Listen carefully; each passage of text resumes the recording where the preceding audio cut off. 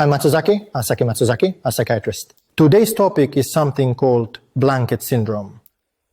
You have probably seen scenes where mainly children have a strong attachment to a blanket, a towel, or a stuffed animal and always keep it close at hand.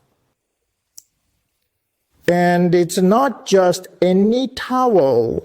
Sometimes it has to be one specific towel, right? That is what we call blanket syndrome. It refers to a state where mainly children form a very strong attachment to a specific object and cannot let it go. Because of this, they are always carrying it around. They feel very anxious and unsettled without it. They even sleep with it. They strongly resist when you try to wash it or replace it with a new one. And they seek the unique texture, comforting scent, and specific familiar feeling that only that particular object can offer. The name blanket syndrome originates from the comic Peanuts, where Snoopy appears. In Peanuts, there's a character named Linus who is always carrying a blue blanket and feels anxious when he doesn't have his blanket. Now, why does this happen? There are mainly two things considered to be behind it. The first keyword is separation anxiety. As children grow, they gradually try to become independent from their caregivers, starting with their mothers. During this process, they may feel anxiety about separating from them, and this is called separation anxiety. To ease that anxiety, a specific object comes to serve almost like a substitute for the mother, providing a sense of security. The second factor is the process of development. It is part of the normal developmental process, commonly seen from around 6 months of age through early childhood.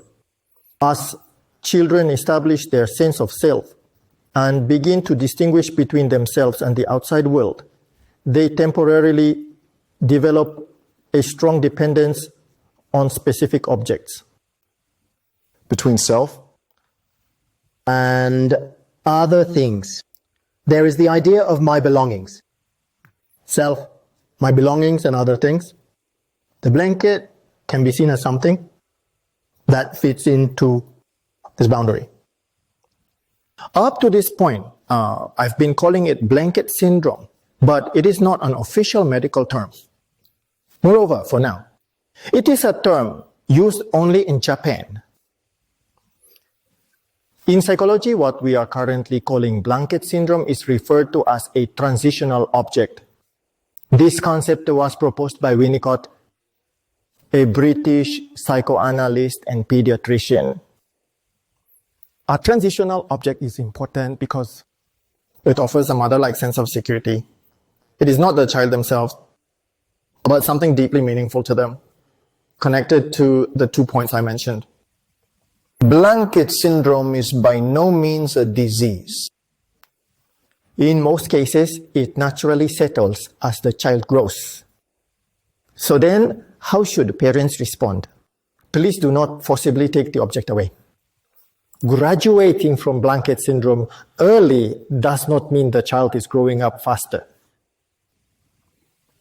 For the child, that object is a source of emotional support and a sense of security. Forcibly taking it away could actually increase the child's anxiety. As a basic approach, please watch over them warmly and supportively. If the attachment is exceptionally strong and it becomes necessary to let go of the object due to surrounding circumstances, one approach is to gradually introduce substitute items. For example, you could prepare several objects made of similar materials or with a similar feel, like small towels or tiny stuffed animals, and help the child get used to them little by little. In some cases, it may be important to proceed at the child's own pace, such as by having them hold the substitute for just 1 minute at first, then for 10 minutes, gradually increasing the time step by step. Up to this point, I've been talking only about blanket syndrome in children. But if we think in terms of the concept of transitional objects, it's actually quite common for adults to have a strong attachment to certain items such as stuffed animals. In most cases, these attachments are not noticeable and cause no problems in everyday social life. The need for a transitional object in adulthood may sometimes reflect underlying psychological issues, such as a lack of a fundamental sense of security developed during childhood. However, that doesn't mean you should forcefully let go of the transitional object. There are likely many adults who are actually helped by having such an object. I am not suggesting that having blanket syndrome or a transitional object is something abnormal. Some of you may even have something important that you cannot part with, even as adults.